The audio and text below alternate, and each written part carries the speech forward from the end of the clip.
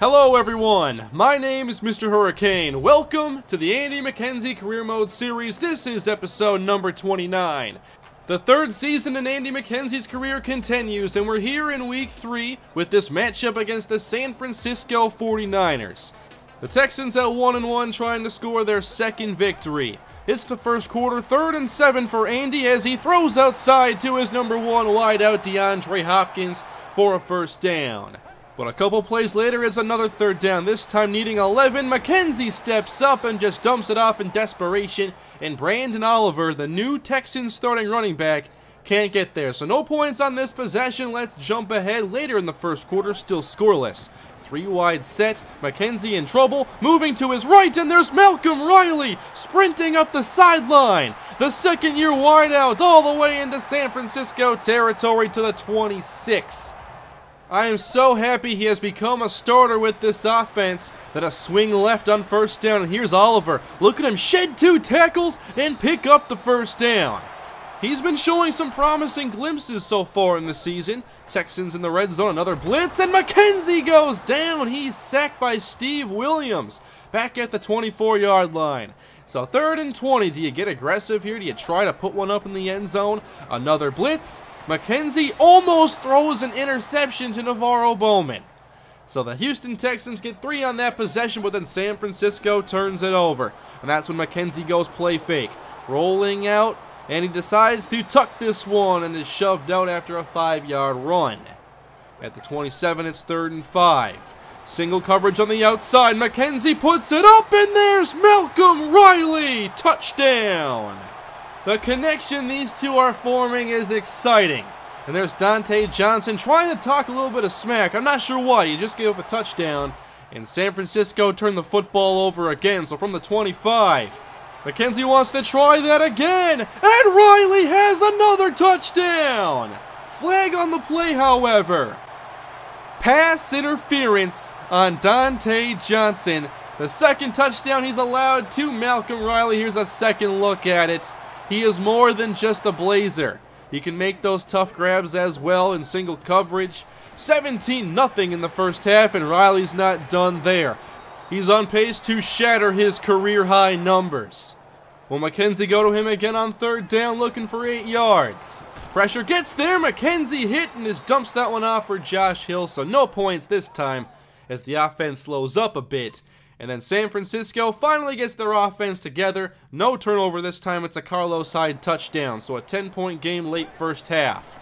And McKenzie hands off. A hole opens up. Brandon Oliver across the 30 for a gain of 9. That helps set up a 3rd down and 3. 2 tight end set. Play fake McKenzie. Bootleg right. Drops that one off, and Josh Hill has the conversion. They're trying to add more points before the half. McKenzie 10 of 12 in the air with 2 touchdowns. Then to the outside, DeAndre Hopkins makes a grab as well to put the Houston Texans into 49er territory. With less than 50 seconds to go in the half, McKenzie wants to make it happen a 3rd time, but overthrows Riley on this occasion. 2 out of 3 ain't bad though. 3rd and 10 from the 45. They call some slants, pressure gets there, lob for Hopkins, it's tipped around and lucky that wasn't a pick 6. That was it for the action in the first half, so we go to the 3rd, still a 10-point game in 49er territory. That's complete to Malcolm Riley, just continuing to rack up the stats. At the 40-yard line on 2nd down, another blitz is brought, and McKenzie gets it away in time despite the pressure out to DeAndre Hopkins. At the 33-yard line, it's 1st and 10. McKenzie with a flag down, steps up, has running room, and he picks up around 10 yards or so as a flag is in. It hasn't been a very good game for this San Francisco secondary, as this time Jonathan Banks is called on the hold. A couple plays later, a 3rd and 13 for the Texans, and McKenzie throws an interception in the direction of DeAndre Hopkins. Trying to anticipate the separation there, and Eric Reed comes away with the pick, and just a couple plays later, an 80-yard touchdown by Michael Crabtree. Wait a minute, why is he back in San Francisco? I just noticed that. Anyway, it's a 3-point game. In the 4th quarter, Oliver not even averaging 1 yard a carry. This San Francisco front 7 wasn't messing around, and there's a stop on 3rd and 1. 10 yards on 18 rushes. A lot of this was just bad play calling in the running game. And then after that, San Francisco tied this game. What looked like a big-time Houston victory has all of a sudden become a tie in the fourth quarter. So McKenzie has to get back to work as Hopkins makes the grab on the outside, and they get a big chunk of 30 yards on that one. Twins left on first down as McKenzie fakes another bootleg here. He has Hopkins, and he comes away with it. Jaquiski Tartt comes up empty, and Hopkins has the go-ahead touchdown. McKenzie waited until the final moment to unleash that pass. And these two wideouts are just a nightmare for opposing defenses. With that 7-point lead hold, San Francisco ball, and look at Colin Kaepernick drive this team down the field. He wants to be the long-term starter in San Fran. And they get the 10-yard touchdown by Alfred Morris. Back to a tie game inside 3 minutes. And McKenzie delivers again. Malcolm Riley to midfield as McKenzie hits the 300-yard mark. Jalen Strong in the game as Oliver has a lane, and he picks up the first down, but a flag flies in, and this one is not on the 49ers. They get Justin Gonzalez, the center, and that backs them up to 2nd and 17. McKenzie back to the air as pressure gets there again. Ball came out, but luckily Dwayne Brown jumps on it. But they get backed up to 3rd and 23. What can you do here? Maybe give a receiver a chance to make a play. That's what McKenzie does here. But Jonathan Banks takes it away. And San Francisco takes over inside 90 seconds. They've erased the 17-point deficit, tied the game twice, and now take the lead, leaving McKenzie 37 seconds to erase this 3-point deficit. McKenzie with time, throws down the middle for DeAndre Hopkins, and somehow he came away with the football. Still work to do to get in field goal range, however. 30 seconds left, and McKenzie wants it all. There's Riley with the catch and his 3rd touchdown of the game. What a day for Malcolm Riley. 3 touchdown catches. This time he gets the quick release and shows off the speed downfield, recording his 3rd touchdown of the day and leading the Texans to this come-from-behind, exciting 4th quarter victory.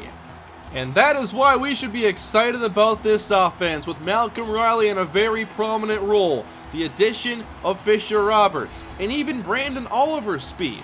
There are new dynamics in this offense, and this could be a fun year if they can keep making plays. This game was a lot of fun and a pretty good one for Andy McKenzie despite the 2 interceptions he threw. Malcolm Riley finished 7 catches, 190 yards, and 3 touchdowns. DeAndre Hopkins had 6 catches, 135 yards, and a touchdown of his own. So how would the Texans follow that up in their matchup against division rivals, the Indianapolis Colts? Let's go into this matchup. It's week 4. Houston wanting to pick up right where they left off offensively. To the air, McKenzie on 2nd down, hooks up with Malcolm Riley on the outside. I can only imagine what kind of numbers he can put up this season. Now on the ground, it's Brandon Oliver's turn as he gets a running lane, trying to bounce back after a really nondescript game against the 49ers. Then on 1st and 10, look at Jalen Strong get involved as he makes the catch for a 1st down. That puts them into long-distance field goal range. They stay in a 3-wide set, pressure there, and McKenzie throws an interception. Hoping Riley would get open there again, but instead it's a Morgan Burnett INT. It didn't lead to points, so we'll jump ahead later in the 1st quarter, still scoreless. And there's Hopkins now on the outside of that matchup we all look forward to with him and Vontae Davis. 3rd and 6 later on the possession, however. McKenzie off his back foot, they're Strong again for another 1st down.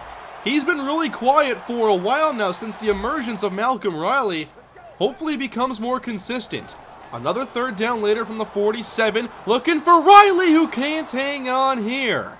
So a slow start to this day offensively for both sides. Still scoreless into their next possession, which begins at the 49. And look at Oliver break this one outside. We saw some power in that first game of the video, and there is even more of it. 46 yards already on 8 carries. Which is like 3 times as many yards as he had against the 49ers. 1st and 10, rolling out, lobbing that one for Fisher Roberts, and McKenzie put it a little too far in front. Next play, 2nd down and 10, and McKenzie throws outside, and that's Hopkins inside the 30. They get into field goal range, trying to add the 1st points of the day. Then they go back to the play action. McKenzie can't roll out, so he dumps it off, and there's Josh Hill. Good tackle made, and Hill was shaken up on this play. So here's Andrew Corliss and Fisher Roberts in the game at tight end. McKenzie looking for Roberts, and it's knocked out of his hands in the end zone. I want to see him make those big plays, but look at Trent Cole just get a hand on it. 3rd down and 8, they go empty this time. McKenzie lobbing, there's Roberts, and his speed wasn't enough to get the separation you'd expect there. So the Texans only add 3, but they have another chance before the half. From the 47, McKenzie connects again, DeAndre Hopkins to the 33. Can they at least tack on 3 more before the half? 20 seconds to go. Swing left. There's Oliver. Look at him continue to shed tackles. He gets the 1st down and out of bounds. He's the perfect option out of the backfield for McKenzie. New set of downs. McKenzie rolls to his right. 11 seconds on the clock. He throws to the end zone, and Strong can't hang on. Vontae Davis with the hit, and this should have easily been a touchdown, but he just couldn't secure it. But they had one more chance. Wanting to go to the end zone again, McKenzie puts it up, and the pass is caught by a defender, but out of bounds. So all they can manage in this first half was 2 field goals after the exciting game they had against San Francisco.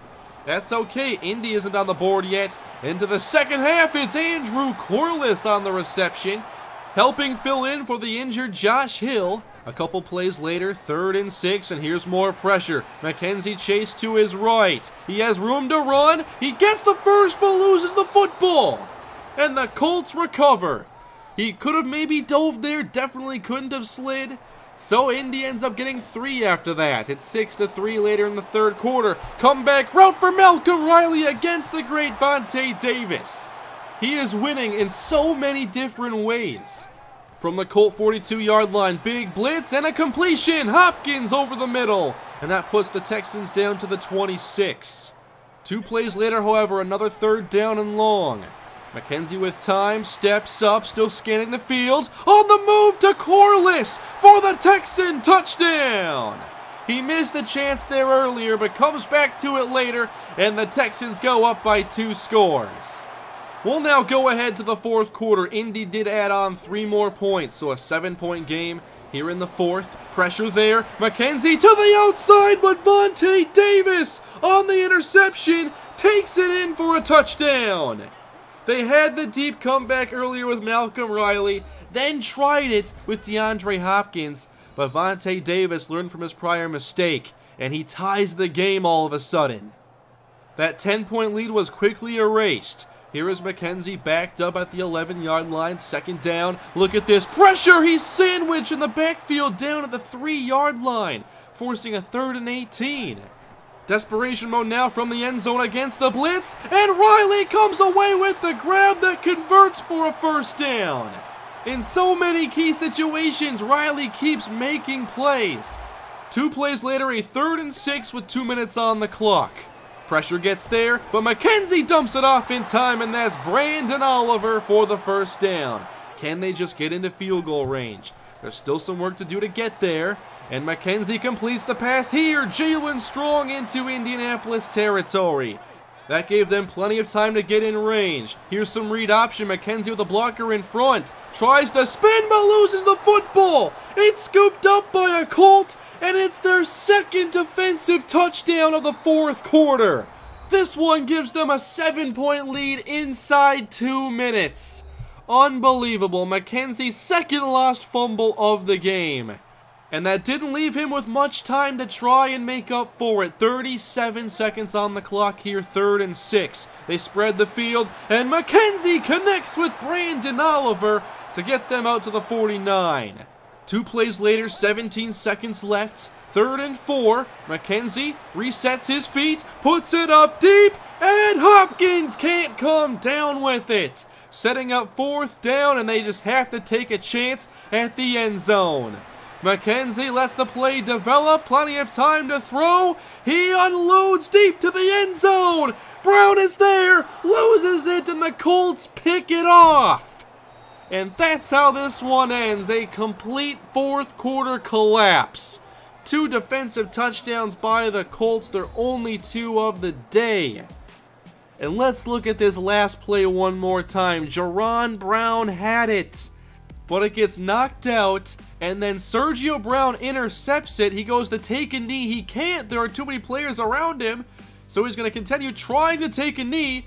DeAndre Hopkins dives in and knocks it away after he takes the knee. Extremely disappointing end, but at least a loss like this happened in week 4 and not like week 14, when the games are a little bit more critical. But still, the interceptions are an issue for Andy, whether it's the bad reads you're seeing or sometimes unlucky things like that last play we just saw. I'll do my best to clean some of that up, and we'll see what the Texans can do next time with Andy McKenzie in episode number 30. They take on the Jacksonville Jaguars, who lead the AFC South in week 5, and I will see you guys then. Thank you all for watching. Please leave a like if you enjoyed, subscribe for more, and have a great day.